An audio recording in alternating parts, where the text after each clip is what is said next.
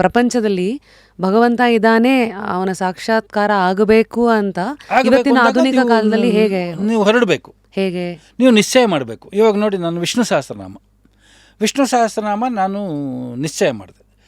ಮನುಷ್ಯನಲ್ಲಿ ಏನಾಗುತ್ತೆ ಅಂತಂದರೆ, ನಿಶ್ಚಯ ಮಾಡ್ತಾರಲ್ಲ ಅವಾಗ ಏನೋ ಒಂದು ಕೈ ಹಾಕ್ತಾರೆ, ಅವಾಗ ಬರೀ ವಿಘ್ನಗಳು ಬರ್ತವೆ ಸ್ಟಾರ್ಟಿಂಗಲ್ಲಿ. ಆ ವಿಘ್ನಗಳು ಬಂದ ತಕ್ಷಣ ಎಲ್ಲರೂ ಬಿಟ್ಬಿಡ್ತಾರೆ. ಶಾಸ್ತ್ರ ತಿಳ್ಕೊಂಡಿರೋರಲ್ಲಿ ಅದೊಂದು ಸ್ವಲ್ಪ ತಪ್ಪು. ಏನು ಅಂತಂತಂದರೆ, ವಿಘ್ನ ಬಂತು ಅಂದರೆ ನೀವು ಖುಷಿ ಪಡಬೇಕು. ಓಹೋ, ಇಲ್ಲೆಲ್ಲ ಆಗುತ್ತೆ ಅಂದರೆ ವಿಘ್ನ ಬಂದರೆ ಅದು ನಮ್ಗೆ ಆಗಬರಲ್ಲ ಅಂತ ಕಾಣಿಸುತ್ತೆ. ಇವು ವಿಷ್ಣು ಸಹಸ್ರನಾಮ ಅದು ನಾನು ಏನು ಮಾಡಿದೆ, ಅವಾಗೆಲ್ಲ ಮುಂಜಿ ಮಾಡ್ಕೊಳ್ಳೋರು. ಉಪನಯನ ಆದರೆ ನಮ್ಮ ಅಣ್ಣಂದ್ರವ್ರಿಗೆಲ್ಲ ಉಪನಯನ ಮಾಡೋರು. ಬಟ್ ಉಪನಯನ ಆಗಿ 3 ತಿಂಗಳಿಗೆ ಎಲ್ಲರೂ ಸಂಧ್ಯಾವನೆ ಬಿಟ್ಬಿಡೋರು. ನನಗೆ ಅಷ್ಟೆಲ್ಲ ಕಷ್ಟಪಟ್ಟು ಉಪನಯನ ಮಾಡಿರ್ತಾರೆ, ಸಂಧ್ಯಾವನೆ ಯಾಕೆ ಬಿಡ್ತೀರಾ? ಇಲ್ಲ, ಮಾಡ್ಕೊಳ್ಳೇಬೇಡಿ ಅಂತ ಹೇಳೋದು ನಾನು. ಸೊ ಹಾಗಾಗಿ ಹೇಳಿದಾಗ ಅವರೆಲ್ಲ ನನಗೆ ಚಾಲೆಂಜ್ ಹಾಕೋರು, ನಮ್ಮ ಅಣ್ಣಂದರು, ನಮ್ಮ ಹಳ್ಳಿ ಜನಗಳು ಕೆಲವರೆಲ್ಲ. ನೀನು ಅಷ್ಟೇ ಎಲ್ಲರೂ ಉಪನಯನ ಆಗ್ಬೇಕಾದ್ರೆ ಹಿಂಗೆ ಹೇಳ್ತಾರೆ, ಆದಮೇಲೆ ಯಾರೂ ಮಾಡೋಲ್ಲ ಅಂತ.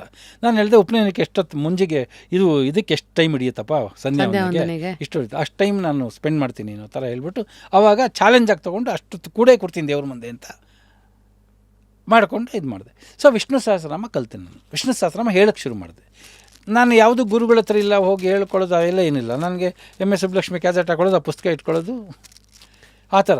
ಬಿಗಿನಿಂಗಲ್ಲಿ ಓದಬೇಕಾದ್ರೆ ನನಗೆ ಬೇಕಾದ್ರೆ 1 hour 40 minutes ಹಿಡಿಯೋದು ಪೂರ್ತಿ ಹೇಳ್ಬೇಕಾದ್ರೆ, ಟೋಟಲ್. ಅದು ಕುಡ್ಕೊಂಡು ಬಿಡಿಸ್ಕೊಂಡು ಎಲ್ಲ ಓದ್ಕೊಳ್ಬೇಕಾದ್ರೆ 3-4 ದಿವಸದೊಳಗಡೆ. ಫಸ್ಟು ಓಪನಿಂಗ್ ಸ್ಟಾರ್ಟ್ ಮಾಡಿದೆ. ವಿಷ್ಣು ಸಹಸ್ರನಾಮ ಎಲ್ಲ ಸ್ಟಾರ್ಟ್ ಮಾಡೋಷ್ಟು ಕರೆಕ್ಟಾಗಿ ಶೂಟಿಂಗು, ಪೆದ್ದಾಗೆದ್ದ ಶೂಟಿಂಗ್ ಇದರಲ್ಲಿ ಬಿತ್ತು. ಊಟಿ, ಡಿಸೆಂಬರ್ ಮಂತು ಅಲ್ಲಿಗೆ ಬಿತ್ತು. ನವಂಬರ್ ಡಿಸೆಂಬರ್ ಚಳಿ ಒಳಗಡೆ ಊಟಿ ಒಳಗಡೆ ಶೂಟಿಂಗ್ ಬಿತ್ತು. ಸೊ ಊಟಿಗೆ ಹೋದ್ವಿ, ಪೆದ್ದಾಗೆದ್ದ ಶೂಟಿಂಗ್ ಊಟಿಗೆ ಹೋದ್ವಿ. ಊಟಿ ಒಳಗಡೆ ಇದು ಮಾಡ್ತಾ ಇದ್ದಾಗ ನಿಮ್ಗೆ ಅಲ್ಲೇನು ಅಂದರೆ, ಊಟಿ ಒಳಗಡೆ 3 ಗಂಟೆ 4 ಗಂಟೆ ಆಯಿತು ಅಂದರೆ ಶೂಟಿಂಗ್ ಆಗಲ್ಲ. 3:30 ಅಷ್ಟೇ ಕ್ಲೋಸ್ 3 ಗಂಟೆ ಕ್ಲೋಸ್ 4 ಗಂಟೆ ಸಾಯಂಕಾಲ 4 ಗಂಟೆ ಅಷ್ಟೇ. 4 ಗಂಟೆ ಮೇಲೆ ಆಗಲ್ಲ, ಯಾಕೆ ಫುಲ್ಲು ಲೈಟ್ ಔಟ್ ಹೋಗ್ಬಿಡುತ್ತೆ, ಎಲ್ಲ ಆಗಿಬಿಡುತ್ತೆ. ಬೆಳಗ್ಗೆ ನೀವೇನು ಗೇನ್ ಮಾಡ್ತೀರೋ ಅಷ್ಟೇ, ಅದೇ ಗೇನ್. ಸೊ ಅದಕ್ಕೆ ದ್ವಾರಕೀಶು ಸಿಕ್ಕಾಪಟ್ಟೆ ವ್ಯವಸ್ಥಿತವಾದ ಮನುಷ್ಯ, ಸಖತ್ತು ವ್ಯವಸ್ಥೆ ಅಂದರೆ ವ್ಯವಸ್ಥೆ ಅದ್ಭುತ. ಸೊ ಬೆಳಗ್ಗೆ 6 ಗಂಟೆಗೆ 5 ಗಂಟೆಗೆ ಎಲ್ಲರ ಮನೆಗೂ ಒಬ್ಬರು ಬರ್ತಾರೆ, ಒಂದು ಬಕೆಟ್ ಬಿಸಿನೀರು ಸ್ನಾನಕ್ಕೆ. 5 ಗಂಟೆಗೆ ಬಿಸಿನೀರು, 1 ಬಕೆಟ್ ಬಿಸಿನೀರು, ಕಾಫಿ ಜೊತೆಲೇ ಬರುತ್ತೆ. ರಾಮದೊರೆ ಅಂತ ಮ್ಯಾನೇಜರ್ ಇರ್ತಾರೆ, ಬಂದು ಎಲ್ಲರ ರೂಮ್ಗೂ ಬಾಗಿಲು ತಟ್ಟೆ, ಬಿಸಿನೀರು, ಸ್ನಾನ ಮಾಡಿ ರೆಡಿಯಾಗಿ 6 ಗಂಟೆಗೆ ತಿಂಡಿ ತಿನ್ಬಿಡ್ಬೇಕು. ಅಲ್ಲಿ ಲೊಕೇಶನಲ್ಲಿ ಹೋಗಿ ತಿಂಡಿ ತಿನ್ನೋದು ಅವೆಲ್ಲ ಲೇಟ್ ಆಗುತ್ತೆ ಅಂತ ಅಂದ್ಬಿಟ್ಟು ಎಲ್ಲ ಬಿಸಿಯಾಗಿ ಹೋಟ್ಲಲ್ಲೇ ಊಟಿ ಬಿಸಿ ಅಲ್ಲಿ ತಿನ್ಕೊಂಡು ಹಾಗಿಂದಾಗೆ ಶೂಟಿಂಗ್ ಹೋದರೆ ವಿತೌಟ್ ಬ್ರೇಕು 3 ಗಂಟೆ 3:30ವರೆಗೂ ಚೆನ್ನಾಗಿ ಶೂಟಿಂಗ್ ಮಾಡ್ಕೊಂಡು ಬರ್ತಿದ್ದೆ, ಆ ಥರ. ಸೊ ನನಗೆ ನಿಮ್ಗೆ ಅವರು 5:05 ಬರ್ತಾರೆ, ನೀವು 6:30 ತಿಂಡಿಗೆ ಹೋಗ್ಬೇಕು. ನನಗಿದು 1 hour ಹಿಡಿಯುತ್ತೆ. 1 hour 1:30 ಗಂಟೆ 1 ಗಂಟೆ 40 ನಿಮಿಷನೇ ಹಿಡಿತಿತ್ತು. ಅವಾಗ ಕೊಟ್ಬಿಡ್ತಾರೆ. ಬಟ್ ಅವ್ರು ಬಿಸಿನೀರು ಕೊಡೋದು 5:00 ಡಿಸೆಂಬರು. ಆ ಥರ ಬಂದಿದ್ದ ತಕ್ಷಣ ನಾವೇನು ಮಾಡ್ತೀವಿ, ಅದೇನೋ ವಿಷ್ಣು ಸಹ ನಮಗೆ ಆಗಿ ಬರಲಿಲ್ಲ ಅಂತ ಕಾಣುತ್ತೆ ಅಂತ ಬಿಟ್ಬಿಡ್ತಾರೆ ಅಷ್ಟೇ. ಕಷ್ಟ ಯಾರಿಗೂ ಬೇಡವಲ್ಲ, ಬಿಟ್ಬಿಡ್ತಾರೆ. ನಾನು 3 ಗಂಟೆಗೆ ಹೇಳ್ತಿದ್ದೆ. 3 ಗಂಟೆ 3:30 ಎದ್ಬಿಟ್ಟು ಅದೇ ತಣ್ಣೀರಿನ ಕೃಷ್ಣ ನನಗೆ ಗೊತ್ತಿಲ್ಲಪ್ಪ ಏನು ಮಾಡೋಕೆ, ನಾನು ಅದಂತೂ ಬಿಡಲ್ಲ ಅಂದ್ಬಿಟ್ಟು ಅದನ್ನೇ ಹಾಕ್ಕೊಂಡು ಅಂತ ನಡ್ಕೊಂಡು ಮಾಡಿಕೊಂಡು ವಿಷ್ಣು ಸಹಸ್ರನಾಮ ಮುಗಿಸ್ತಾನೆ ಇದ್ದೆ. ಅಲ್ಲಿ ನಿಮಗೆ ಈ ಗುಣ ಹೆಂಗೆ ಬಂತು? ಏನೇ ಆದರೂ ಪಟ್ಟು ಹಿಡಿತೀನಿ, ಏನಾದರೂ ಇದನ್ನ ಒಂದು ಕೈ ನೋಡೇ ಬಿಡೋಣ ಅಂತ ಮುಂದಕ್ಕೆ ಹೋಗೋ ಗುಣ ಹೇಗೆ ಬಂತು? ಅದು ನಮ್ಗೆ ಅದು ಬೈ ಬರ್ತ್ ಎಲ್ಲರಿಗೂ ಬರೋದು. ಹಿಡಿದು ಒಂದು ಕೆಲಸ, ಅದೊಂದು ಸಾಧನೆ ಮಾಡಲೇಬೇಕು ಅನ್ನೋದು ನಾನು ಯಾವುದಷ್ಟು ನನಗೆ ಏನು ಬೇಕೋ ಅದು ಮಾಡೇ ಮಾಡ್ತೀನಿ, ಬಿಡೋದಿಲ್ಲ. ಬಟ್ ಅದು ನನಗೆ ಸೂಕ್ಷ್ಮಗಳು ಗೊತ್ತು, ಇದೆಲ್ಲ ತಪ್ಪಿಸೋದಕ್ಕೋಸ್ಕರನೇ ಬರುತ್ತೆ. ಯಾಕೆಂದರೆ ಈಗ ವಿಶ್ವಾಮಿತ್ರ ತಪಸ್ಸು ಹೋಗೋವರೆಗೂ ಮೇನಕೆ ಬರಲಿಲ್ಲ. ಅಪ್ಪ, ತಪಸ್ಸು ಮಾಡೋಕ್ಕೋದ್ರೆ ವಿಘ್ನಗಳು ಬರುತ್ತೆ. ಯಾತಕ್ಕೆಂದರೆ ಇವರೆಲ್ಲ ಏನು ಮಾಡ್ತಾರೆ, ಇಂದ್ರನ ಪಾಪ ಅವನು ಹೆಣ್ಮಕ್ಳನ್ನ ಹಾಳು ಮಾಡೋನು, ಈ ಥರ ಎಲ್ಲ ಚಿತ್ರನ ಓಟಿದ್ದಾರೆ. ಇಂದ್ರ ಏನು ಅಂದರೆ ಅವನು ಕ್ಯಾರೆಕ್ಟರ್ ಇದ್ರ ಸರ್ಟಿಫಿಕೇಟ್ ಕೊಡೋನು, ಅವನು ಎಲ್ಲದಕ್ಕೂ ನಿಮಗೆ ಸಾಧನೆ ಮಾಡಿದ್ಮೇಲೆ ಸರ್ಟಿಫಿಕೇಟ್ ಕೊಡೋನು ಇಂದ್ರನ ಕ್ಯಾರೆಕ್ಟರ್. ಅದಕ್ಕೆ ಅವನು ಸರ್ಟಿಫಿಕೇಟ್ ಕೊಡೋರು ಏನು ಮಾಡ್ತಾರೆ, ಟೆಸ್ಟ್ ಮಾಡ್ತಾರೆ. ಸೊ ಸರ್ಟಿಫಿಕೇಟ್ ಕೊಡೋನಿಗೆ ಅದಕ್ಕೆ ನೀವು ಬೇಕು ಅಂತ ಕೆಲಸಕ್ಕೆ ಹೋಗಿದ ತಕ್ಷಣ ವಿಘ್ನಗಳೇ ಸ್ಟಾರ್ಟ್ ಆಗೋದು. ವಿಘ್ನ ಕೊಟ್ಟಿದ ತಕ್ಷಣ ನಿಮ್ಗೆ ಹಿಂದೆ ಬಂದ್ಬಿಡುತ್ತೆ. ನೀವು ಅರ್ಥ ಮಾಡ್ಕೊಳ್ಬೇಕು, ವಿಘ್ನ ಬಂದಿದೆ ಅಂತಂದರೆ ದೇವ್ರಿಗೆ ನಾನು ಹತ್ರ ಆಗಿದ್ದೀನಿ, ಪರೀಕ್ಷೆ ಮಾಡ್ತಾ ಇದ್ದಾನೆ ಅಂತ. ಅದು ಆಟಿಟ್ಯೂಡ್ ಬಂದ್ಬಿಡ್ತು ಅಂತಂದರೆ ಅದೇ ನಾವು ಅದು ಯೋಚನಾ ಲಹರಿಗಳಲ್ಲಿ ಇರ್ತವೆ. ಅದಕ್ಕೆ ನಿಮ್ಮ ಹಳೆ ಕಾಲದವರು ನೀವೆಲ್ಲ ಹೇಳ್ತಾ ಇದ್ದಿದ್ದು ಸತ್ವ ಪರೀಕ್ಷೆ, ದೈವ ಪರೀಕ್ಷೆ ಎಲ್ಲ ಬರ್ತಾ ಇದ್ದಿದ್ದು. ಐ ಥಿಂಕ್ ಇವತ್ತು ಮ್ಯಾನಿಫೆಸ್ಟೇಷನ್ ಲ್ಯಾಂಗ್ವೇಜಲ್ಲೂ ಅದೇ ಹೇಳ್ತಾರೆ ಸರ್. ಏನಾದ್ರು ಮಾಡೋಕ್ಕೆ ಸ್ಟಾರ್ಟ್ ಮಾಡಿದಾಗ ಮ್ಯಾನಿಫೆಸ್ಟೋಲ್ ಇರುತ್ತಷ್ಟೇ. ಸರಿ. ಇವಾಗ ಯಾವುದು ಕಾರ್ಯಗತಗೊಳಿಸಲ್ಲ. ಅವಾಗಲೂ ಏನು ಎಲ್ಲರೂ ಕಾರ್ಯಗತಗೊಳಿಸ್ತಾ ಇರಲಿಲ್ಲ. ಅವಾಗಲೂ ರೇರ್ ಪರ್ಸನ್ಸು ರೇರ್ ಇತ್ತು. ಅದು ಕರೆಕ್ಟಾಗಿ ಏನು ಅರ್ಥ ಡೈಜೆಸ್ಟ್ ಇದು ಮಾಡ್ಕೊಂಡಿದ್ದಾರೆ ಅವರು, ಶಾಸ್ತ್ರ ಯಾವ ಲೆವೆಲಿಗೆ ತಿಳ್ಕೊಂಡಿದ್ದಾರೆ, ಯಾವ ಥರ ತಿಳ್ಕೊಂಡಿದ್ದಾರೆ, ಅದು ಅದರ ಮೇಲೆ ಡಿಪೆಂಡ್ ಆಗುತ್ತೆ. ಹಾಗಾಗಿ ನಾನು ವಿಷ್ಣು ಸಹಸ್ರನಾಮನ ಅಲ್ಲಿ 3:30ಗೆ ಎದ್ಬಿಟ್ಟು ನಾನು ವಿಷ್ಣು ಸಹಸ್ರನಾಮ ಹೇಳ್ತಾ ಇದ್ದೀನಿ, ನನಗೆ ಟೈಮ್ ಬಗ್ಗೆ ಇಲ್ಲ. ನೀವು ಬೇರೆ ಕಡೆ ಏನು ಕೆಲಸ ಅಲ್ಲಿನ ಇದನ್ನು ನೀವು ಯಾವುದೇ ಕಾರಣಕ್ಕೂ ಮೀರುವಂಗಿಲ್ಲ. ಅಲ್ಲಿನ ರೂಲ್ಸು 6 ಗಂಟೆಗೆ ರೆಡಿ ಆಗಬೇಕು, 6 ಗಂಟೆಗೆ ರೆಡಿ ಆಗಬೇಕು. ಇದು ನಿನ್ನ ವೈಯಕ್ತಿಕ ವಿಷ್ಣು ಸಹಸ್ರನಾಮ, ಅದನ್ನು ಅಲ್ಲಿಗೆ ತರಲೇಬಾರ್ದು. ನಾನು ಯಾವತ್ತೂ ತಂದಿಲ್ಲ. ಅಲ್ಲಿ ಏನೂ ಡಿಸ್ಕಸ್ಸು ಮಾಡ್ತಾ ಇರಲಿಲ್ಲ. ನಾನು ಯಾರ ಹತ್ರ ಹೇಳ್ತಾನೆ ಇರಲಿಲ್ಲ, ಯಾರ ಹತ್ರ ಹೇಳ್ತಾ ಇರಲಿಲ್ಲ, ಯಾರ ಹತ್ರ ಏನೂ ಮಾಡ್ತಾ ಇರಲಿಲ್ಲ. ಅಲ್ಲಿ ಬರೀ ಸಿನಿಮಾ ರಿಲೇಟೆಡ್ ಅಷ್ಟೇ. ಅವ್ರಿಗೆ ಯಾರಿಗೂ ನಿಮ್ಮ ಈ ಆಧ್ಯಾತ್ಮ ನಮ್ಮ ಜೊತೆಲಿ ಇರೋರಿಗೆ ಗೊತ್ತಾಗೋದು. ಈಗ ಒಲವು ಮಾಡ್ಬೇಕಾದ್ರೆ ಲಕ್ಷ್ಮಿ ಅಸಿಸ್ಟೆಂಟ್ ಒಬ್ಬರಿದ್ದ, ನಾಗರಾಜ್ ಅಂತಲೇ ಏನೋ ಇದ್ದ. ಅವನಿಗೆ ಆಶ್ಚರ್ಯ ಆಗೋದು. ಅವನು ನಾನು ಒಂದೇ ರೂಮಲ್ಲಿ ಇದ್ವಿ. ಅವನು ಹೇಳೋನು, ಜ್ಞಾನ ಪೂಜೆ பண்ணிட்டுருக்காரு, ரொம்ப ಪೂಜೆ பண்ணுறாருಂತೆ. ನಾನು ಆ ಥರ ಎಲ್ಲ ಇದು ಈ ಥರ ನಾನು ಯಾರ ಹತ್ರ ಆಧ್ಯಾತ್ಮಿಕದ ವಿಚಾರಗಳು ಬೇರೆ ಯಾರ ಹತ್ರ ಡಿಸ್ಕಸ್ ಮಾಡೋದು, ಅದು ನನ್ನ ವೈಯಕ್ತಿಕವಾದ ವಿಚಾರಗಳು. ಸೊ ಹಾಗಾಗಿ ಅದನ್ನು ಮಾಡಿಕೊಂಡು ವಿಷ್ಣು ಸಹಸ್ರನಾಮನ ಅಲ್ಲಿ ಹೇಳ್ತಾ ಇದ್ದೆ. ಸರಿ. ಹೇಳಿಕೊಂಡು ಬಂದಾದಮೇಲೆ ನೀವು ಅಲ್ಲಿ ಊಟಿನಲ್ಲಿ ಆಗಿದ್ದ ತಕ್ಷಣ ನಾನು ಎಕ್ಸಾಮಲ್ಲಿ ಗೆದ್ದುಬಿಟ್ಟೆ. ಎಕ್ಸಾಮಲ್ಲಿ ಪಾಸ್ ಆದಂಗೆ ಆಗೋಯ್ತು. ನಿಮ್ಮ ತೊಗೊಂಡೋಗಿ ಊಟಿಗೆ ಹಾಕಿದ್ದೆ ಅದಕ್ಕೋಸ್ಕರ. ಅವನು ಬಿಟ್ಬಿಟ್ರೆ ಬಿಟ್ಬಿಡ್ಲಿ ಅಂತ. ಓಹೋ ಹೋ ಹೋ. ಸೊ ಊಟಿಗೆಲ್ಲ ಇದಾಯಿತು, ಗೆದ್ದಾಯಿತು. ಆಮೇಲೆ ಏನಾಗುತ್ತೆ, ನಿಮಗೆ ಒನ್ಸ್ ನಿಮ್ಗೆ ಹಾರ್ಡ್ಶಿಪ್ಪಿಂದ ಹೊರಗಡೆಗೆ ಬಂದ್ರಿ ಅಂತಂತಂದರೆ ಆಮೇಲೆ ನಿಮಗೆ ಪಾಸಿಟಿವ್ ಸ್ಟಾರ್ಟ್ ಆಗುತ್ತೆ. ಅಂದರೆ ಪೂರಕವಾದ ಅಂಶಗಳು ಸಿಗುತ್ತೆ. ಏನಾಯಿತು? ಪೂರಕವಾಗಿ ಸಿಗ್ತಾ ಹೋಗುತ್ತೆ. ಈಸಿಯಾಗಿ ಹೇಳ್ಕೊಳ್ಳೋಕ್ಕೆ ತಾನಾಗಿ ರೂಮ್ಗಳು ಹಾಕ್ಕೊಡೋದು ಅವೆಲ್ಲ ಸ್ಟಾರ್ಟ್ ಆಗುತ್ತೆ. ಮಾಡ್ಕೊಂಬಂದ್ಬಿಡಿ ಅಂತ ಹೇಳೋದು ಆಮೇಲೆಲ್ಲ ಈ ಥರ ಅದನ್ನು ಗೆಲ್ಲಬೇಕು. ಇದಲ್ಲದೆ ಪರಮಾತ್ಮನಿಗೆ ನೀವು ಬೇಕಾಗ್ತೀರಾ, ಇಷ್ಟಪಡ್ತೀರಾ, ಪರಮಾತ್ಮನೇ ನಿಮ್ಮನ್ನು ಇಷ್ಟಪಡ್ತಾನೆ ಅಂತ ಕೆಲವೆಲ್ಲ ವಿಚಾರಗಳು ಗೊತ್ತಾಗ್ತವೆ. ನೀವು ಕೃಷ್ಣನ ಬಿಟ್ಬಿಟ್ರಾಗೆ ಕೃಷ್ಣ ನಿಮ್ಮನ್ನು ದಂಡಿಸ್ಬೇಕು. ಆವಾಗ ಇವನ ಭಾಷೆ ಇದು ಅಂತ. ಅದೊಂದು ಘಟನೆ. ನನ್ನ ಹೆಂಡತಿ ಗರ್ಭಿಣಿ, ನನ್ನ ದೊಡ್ಡ ಮಗ ಹೊಟ್ಟೆನಲ್ಲಿದ್ದಾನೆ. ನನಗೆ ಯಾವುದನ್ನು ಸೀರಿಯಸ್, ಗೋಕುಲಾಷ್ಟಮಿನ ಸೀರಿಯಸ್ ಆಗಿ ತೊಗೊಂಡು, ನಾನು ಸುಮ್ಮನೆ ಈ ಆಚರಣೆಗಳನ್ನ ಅಷ್ಟು ಸೀರಿಯಸ್ ಆಗಿ ತೊಗೋತಿದ್ದಾನಲ್ಲ ಮೊದಲು. ಆವಾಗ ಇವನ್ ಕೃಷ್ಣನ ಇದು ಮಾಡ್ತಾಯಿದ್ರು, ಆಚರಣೆಗಳನ್ನು ಅಷ್ಟು ಇದಂತ ಏನಿರಲಿಲ್ಲ. ನಾನು ಈ ಆಚಾರ ವಿಚಾರಗಳ ಬಗ್ಗೆ ಅಷ್ಟೊಂದು ಇಂಪಾರ್ಟೆನ್ಸ್ ಕೊಡೋದಲ್ಲ. ನನ್ನದೇ ಆದಂಥ ರೀತಿಯಲ್ಲಿ ನಾನು ದೇವ್ರ ಜೊತೆ ಒಳಗಡೆ ಸಂಬಂಧ ಅಷ್ಟೇ. ಅದಕ್ಕೆಲ್ಲ ಇದೆಲ್ಲ ಅಗತ್ಯ ಇಲ್ಲ ಅಂತಲ್ಲ, ಆ ಥರ ಹೋಗ್ತಿರೋನಷ್ಟೇ.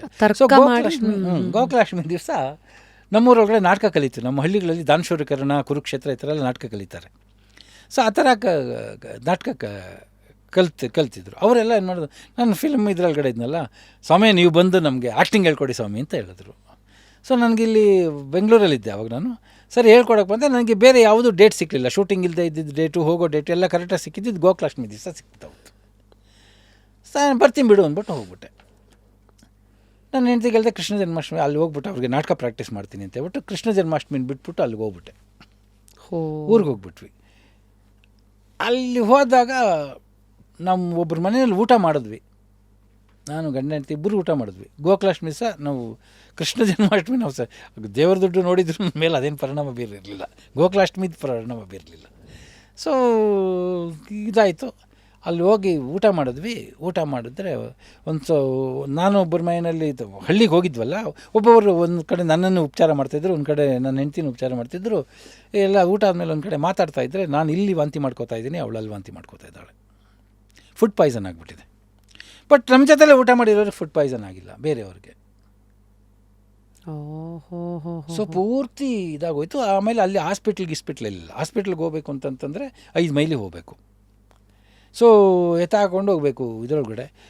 ಇದಾಗ್ತಾಯಿದೆ, ಬರ್ತಾಯಿದೆ, ವಾಂತಿ ನಿಲ್ತಾನೆ ಇಲ್ಲ, ಇದಾಗ್ತಾನೆ ಇದೆ, ಅವಳಿಗೂ ಇದಾಗ್ತಿದೆ. ಕೊನೆಗೆ ಸೀರಿಯಸ್ ಆದ ಊರಿನ ಜನಗಳಿಗೆಲ್ಲ ಒಂದು ಸ್ವಲ್ಪ ಗಾಬರಿ ಬಿದ್ದರು. ರಾಮಪ್ಪ ಸ್ವಾಮಿ ಹಿಂಗಾಗ್ಬಿಟ್ಟವ್ರೆ, ಅಲ್ಲಿ ಗಾಯತ್ರಮ್ಮನ ಹಂಗಾಗ್ಬಿಟ್ಟವಳೆ ಅಂದ್ಬಿಟ್ಟು ಎತ್ತಿನ ಬಂಡಿ ಒಳಗಡೆ ಮಲಗಿಸ್ಕೊಂಡು ಇದಕ್ಕೆ ಕರ್ಕೊಂಡೋದ್ರು, ರಸ್ತೆ ಎದುರು ಕರ್ಕೊಂಡೋದ್ರು, ವಿಜಯಪುರ ಹಾಸ್ಪಿಟ್ಲಿಗೆ ಕರ್ಕೊಂಡೋದ್ರು. It was a Sunday. ಈ ತಾಲೂಕು ಲೆವೆಲಲ್ಲಿ ಅದನ್ನೆಲ್ಲ ಡಾಕ್ಟರ್ ಕೃಷ್ಣಲ್ಲಿ ತಂದಿತ್ತು. ಎಲ್ಲ ನನ್ನ ಅನುಭವಗಳನ್ನೇ ನಾನು ತಂದಿರೋದು. ವಿಜಯಪುರಕ್ಕೆ ಹೋದರೆ ಈ ಡಾಕ್ಟರ್ಸ್, ಈ ಗೌರ್ಮೆಂಟ್ ಹಾಸ್ಪಿಟಲ್ ಡಾಕ್ಟರ್ಸ್ ಅವ್ರುಗಳಿಗೆಲ್ಲ ಈ ಹಳ್ಳಿಗಳಲ್ಲಿ ಇರೋದೇ ಇಲ್ಲ ಅವರು. ಸ್ಯಾಟರ್ಡೆ ಸಂಡೇ ಬಟ್ ಅವ್ರ ಸೇವೆ ಎಷ್ಟು ಅಗತ್ಯ ಇರುತ್ತೆ. ಅವತ್ತು ನಮ್ಮಿಬ್ಬರನ್ನು ತೊಗೊಂಡಾಗ ಅಲ್ಲಿ ಹಾಕಿದ್ದಾರೆ, ಎರಡೂ ಕಡೆ ಶುರು ಆಗ್ಬಿಡ್ತು.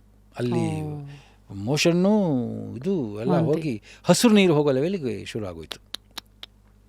ಎಲ್ಲ ಬರ್ತಾರೆ, ಅಯ್ಯೋ ಗಂಡ ಹೆಂಡತಿ ಎಷ್ಟು ಚೆನ್ನಾಗಿದ್ದಾರೆ ಪಾಪ ಸಾಕ್ತವ್ರೆ ಹಾಗೆ ಹೀಗೆ ಅಂತ. ಯಾವ ಹಾಸ್ಪಿಟ್ಲಲ್ಲೂ ಯಾವುದು ಡಾಕ್ಟ್ರುಗಳಿಲ್ಲ. ಮತ್ತೆ ಅವಾಗ ತಮ್ಮ ತಲೆಯಲ್ಲಿ ಏನು ಓಡ್ತಾ ಇತ್ತು? ಏನೂ ಓಡಲಿಲ್ಲ. ಕಂಪ್ಲೀಟ್ ಆಗಿಬಿಟ್ಟು ನಾನು ಕತ್ಲಾಗ್ಬಿಟ್ಟಿದ್ದೀನಿ, ಏನೂ ಗೊತ್ತಾಗ್ತಾನೆ ಇಲ್ಲ ನನಗೆ. ನೋಡಿ ಇಷ್ಟೆಲ್ಲ ಇದ್ದರೂ ನಮಗೆ ಜ್ಞಾನೋದಯ ಆಗಲ್ಲ. ನನ್ನ ಹೆಂಡ್ತಿಗೆ ಜ್ಞಾನೋದಯ ಆಗಾಯಿತು, ನನಗಾಗಲಿಲ್ಲ. ಏನಂತ ಜನ್ಮಾಷ್ಟಮಿ ಗೋಕುಲಾಷ್ಟಮಿ ಇದು ಅಂತ ಇದು ಏನೂ ಆಗಲಿಲ್ಲ. ಕೃಷ್ಣನ ಪೂಜೆ ಬಿಟ್ಬಿಟ್ಟಿದ್ದೀವಿ, ಇದು ಮಾಡಿಲ್ಲ, ಚೆನ್ನಾಗಿ ಊಟ ಮಾಡಿದ್ದೀವಿ ಅನ್ನೋದು ನನಗೇನು ಪ್ರಜ್ಞೆನೇ ಬರಲೇ ಇಲ್ಲ. ಸೊ ನನ್ನ ಹೆಂಡ್ತಿಗೆ ಒಂಚೂರು ಆಯಿತು, ಅಯ್ಯೋ ನಾವು ಜನ್ಮಾಷ್ಟಮಿ ಬಿಟ್ಟು ತಪ್ಪಾಯ್ತೇನೋ ಅಂತ ಅಂದ್ಕೊಂಡಿದ್ದಾಗ ಅವಳು ಸೇತರಿಸ್ಕೊಂಬಿಟ್ಲು. ಅವ್ರಿಗೆ ಯಾರೋ ಮನೆ ಇದ್ದರದ್ದೇನೋ ಮಾಡಿದ್ರು, ಔಷಧಿ ಅವಳಿಗೆ ಹಿಡಿದ್ಬಿಡ್ತು, ಇದಾಯಿತು. ನನಗೆ ಇದಾಯಿತು, ಆಗಲಿಲ್ಲ. ಅವಳು ಬಂದು ಇದು ಮಾಡಿದ್ಲು. ಆಮೇಲೆ ಅವಳು ಎದ್ದು ಬರೋ ಹಂಗಾಯಿತು. ಬಂದು ನಾನು ಇಲ್ಲ ರಾಮು, ನಾವು ಜನ್ಮಾಷ್ಟಮಿ ಬಿಟ್ಬಿಟ್ಟಿದ್ದೀವಿ ಕಣೋ. ನಮ್ಮ ಅಕ್ಕನ ಮಗಳೇ ಅವಳು, ನನ್ನ ಹೆಂಡ್ತಿ. ಕೃಷ್ಣ ಜನ್ಮಾಷ್ಟಮಿ ಬಿಟ್ಬಿಟ್ಟಿದ್ದೀವಿ, ಇದಾಗೋಗ್ಬಿಟ್ಟಿದೆ, ಅದಕ್ಕೋಸ್ಕರ ಅಂದ್ಕೊಳ್ಳೋ ಮಾಡ್ತೀನಿ, ಹಾಗೆ ಹಿಂಗೆ ನಾಳೆ ಮಾಡಿಬಿಟ್ಟೆ ಹೋಗ್ತೀನಿ ಅಂತ ಅನ್ಕೊಳ್ಳೋ ಅಂತ ಅಂದ್ಬಿಟ್ಟೆಲ್ಲ ಹೇಳಿದ್ಲು. ಇದೆಲ್ಲ ಹೇಳೋಷ್ಟೊತ್ತಿಗೆ ಕರೆಕ್ಟಾಗಿ ಗೋಕುಲಾಷ್ಟಮಿ ಟೈಮ್ ಆಯ್ತು, ರಾತ್ರಿ 12 ಗಂಟೆ. 12 ಗಂಟೆ ಕರೆಕ್ಟಾಗಿ ವಿಠಲ್ ಅಂತ ಡಾಕ್ಟ್ರು ಬಂದರು, ಗೌರ್ಮೆಂಟ್ ಹಾಸ್ಪಿಟಲ್ ಡಾಕ್ಟ್ರು. ಅವ್ರು ಬೇರೆ ಎಲ್ಲೋ ನಾರಾಯಣಪುರದಲ್ಲೇನೋ ಡೆಲಿವರಿ ಕೇಸ್ ಇತ್ತಂತೆ, ಅಲ್ಲಿ ಹೋಗಿದ್ರು. ಹೆಸರಲ್ಲೂ ಕೋಇನ್ಸಿಡೆನ್ಸ್ ನೋಡಿ ಇಲ್ಲಿ. ಅವ್ರು ಬಂದರು, ವಿಠಲ್ ಬಂದು ನೋಡಿಬಿಟ್ಟು ಎತ್ತಾಕೊಂಡೋಗಿ ಇದು ಮಾಡಿ, ಏನಿಲ್ಲ ಡ್ರಿಪ್ಸ್ ಹಾಕಿದ್ರೆ ಇದೆಲ್ಲ ಸರಿ ಹೋಯ್ತು. ನಾನು ಅಂದ್ಕೊಂಡೆ, ಅವಳು ನನ್ನ ಹೆಂಡ್ತಿ ಹೇಳಿದ್ಲು ಮಾಡು ಅಂತ. ಆಯಿತು ಅಂದ್ಕೊಂಡ್ವಿ. ಆಮೇಲೆ ಅದಾದಮೇಲೆ ನಾನು ಕೃಷ್ಣನ ವಿಷಯಕ್ಕೆ ಆಟ ಆಡಬಾರ್ದು. ಆವಾಗ ಏನಿಲ್ಲ, ಸುಮ್ಮನೆ ಒಂದು ಡ್ರಿಪ್ಸ್ ಹಾಕಿದ್ರೆ ಎಲ್ಲನೂ ಸರಿ ಹೋಯ್ತು ಆಟೋಮೆಟಿಕ್. ಅದಾದಮೇಲೆ ಹೇಳಿದ್ರಿ ಹರಕೆ ಹೊತ್ಕೋಬೇಕು, ಅದು ಆಯಿತು. ಅದು ಅವಳು ಹೇಳಿದ್ಲು. ಹೇಳಾದ್ಮೇಲೆ ಪರಮಾತ್ಮ ನಾನು ನಾಳೆ ಬೆಳಗ್ಗೆ ಇದು ಮಾಡ್ಕೊಂಡು ಹೋಗ್ತೀನಿ, ಗೋಪಾಲಕೃಷ್ಣನ ದೇವಸ್ಥಾನ ಇದೆ, ಅಲ್ಲಿ ಪೂಜೆ ಮಾಡಿಸ್ಕೊಂಡು ಇದು ಮಾಡ್ಕೊಂಡು ಹೋಗ್ತೀನಿ. ನನ್ನ ತಪ್ಪಾಯಿತು, ನಾನು ಇನ್ಮೇಲೆ ಸ್ಟ್ರಿಕ್ಟಾಗಿ ಆಚರಿಸ್ತೀನಿ ಗೋಕುಲಾಷ್ಟಮಿ ಅನ್ನೋ ಥರದಲ್ಲಿ ಒಂದು ಇದಾಯಿತು, ವಾಸಿ ಆಯಿತು. ಅದಾದಮೇಲೆ ನಮ್ಮ ಇಲ್ಲಿ ಇವತ್ತಿಗೂ ಕೃಷ್ಣ ಜನ್ಮಾಷ್ಟಮಿ ತುಂಬ ವಿಶೇಷವಾಗಿ ಆಚರಿಸ್ತೀವಿ. ಹೀಗೆ ಒಂಥರ ದೈವ ನಿಮ್ಗೆ ಅವನಿಗೆ ಬೇಕಾಯಿತು ಅಂತಂದರೆ ಚಾಟಿನೂ ಬೀಸಿ ನಾವು ದಾರಿ ತಪ್ಪಿದಾಗ ಕರ್ಕೊಳ್ಳೋದು, ಇವೆಲ್ಲವೂ ನಡೆಯುತ್ತೆ. ಇದೆಲ್ಲದನ್ನು ಗುರುತಿಸ್ಬೇಕು. ದೈವ ಭಾಷೆನ ಅರ್ಥ ಮಾಡ್ಕೊಳ್ಳೋದೇ ಒಂದು ಇದು. ಸೊ ನಮ್ಮಲ್ಲೆಲ್ಲ ದೈವ ಭಾಷೆನ ರಾಂಗಾಗಿ ಅರ್ಥ ಮಾಡ್ಕೋತಾರೆ. ದೈವ ಭಾಷೆ ಅಂದರೆ ಏನು ಸರ್? ದೈವ ಭಾಷೆ ಅಂದರೆ ಇದೆ, ಇವಾಗ ನಡೆಯೋ ಘಟನೆ ನಡೀತೆ, ದೇವ್ರು ಬಂದು ನೇರವಾಗಿ ಯಾವುದೇ ಹೇಳೋಕ್ಕಾಗಲ್ಲ. ಘಟನೆಗಳು ಘಟಿಸುತ್ತವೆ, ಆ ಘಟನೆಗಳನ್ನ ಘಟಿಸೋದನ್ನು ಆ ಟೈಮಿಗೆ ಕರೆಕ್ಟಾಗಿ ಅದನ್ನು ಕರೆಕ್ಟಾಗಿ ಇಂಟರ್ಪ್ರಿಟೇಷನ್ ಮಾಡಿದ್ರೇ ಅರ್ಥ ಮಾಡಿಕೊಂಡು ಇಂಟರ್ಪ್ರಿಟ್ ಮಾಡೋದು. ಆ ಇಂಟರ್ಪ್ರಿಟ್ ಮಾಡೋದೆಲ್ಲ ನಮಗೆ ಬೇಕಾಗಿರೋ ಥರ ಇಂಟರ್ಪ್ರಿಟ್ ಮಾಡ್ತೀವಿ. ಇವಾಗ ಅವನಿಗೆ ಮೊದಲೇ ಈ ಥರ ಏಕಾಶಿ ಉಪವಾಸ ಮಾಡೋಕ್ಕೆ ಸೋಂಬೇರಿತನ ಇರುತ್ತೆ, ಒಬ್ಬರು ಬಲವಂತಕ್ಕೆ ಮಾಡ್ತಾ ಇರ್ತಾರೆ. ಸೊ ಏನಾದ್ರು ಒಂಚೂರು ಆಗಿದ ತಕ್ಷಣ ನೋಡಿ ನನಗೆ ಏಕಾಶಿ ಆಗಿ ಬರಲ್ಲ ಅಂದ್ಬಿಟ್ಟು ಇದನ್ನು ಕನ್ಫರ್ಮೇಷನ್ ಬಯಸ್ ಅಂತಾರೆ. ಬೇಕಾದಂಗೆ ತಿರುಗಿಸ್ಕೊಂಬಿಡೋದು, ಆ ಥರ ತಿರುಗಿಸ್ಕೊಂಡು ಇದು ಮಾಡೋದು. ನಾನು ವಿಘ್ನ ಬಂತು ಅಂದರೆ ಯು ಶುಡ್ ಫೀಲ್ ಹ್ಯಾಪಿ. ನೀವೇನೋ ಕೆಲಸಕ್ಕೆ ಕೈ ಹಾಕಿದ್ರಿ, ಯಾವುದೋ ಒಂದು ದೇವ್ರದ್ದು ಇದನ್ನೇನೋ ಮಾಡೋಕೆ ಹೋಯ್ತು ಅಂತಂದರೆ ವಿಘ್ನ ಬಂತು ಅಂತಂತಂದರೆ ಯು ಶುಡ್ ಫೀಲ್ ಹ್ಯಾಪಿ. ಅಂದರೆ ದೇವ್ರಿಗೆ ಇಷ್ಟ ಆಗಿದೆ, ಪರೀಕ್ಷೆ ಮಾಡೋಕ್ಕೆ ಸ್ಟಾರ್ಟ್ ಮಾಡ್ದೆ, ಐ ಶುಡ್ ಗೆಟ್, ನಾನು ಪಾಸ್ ಮಾಡಬೇಕು ಎಕ್ಸಾಮು ಅಂತ, ಎಕ್ಸಾಮಿಗೆ ಕೂಡಿಸ್ತಾ ಇದ್ದಾನೆ ಅಂತ.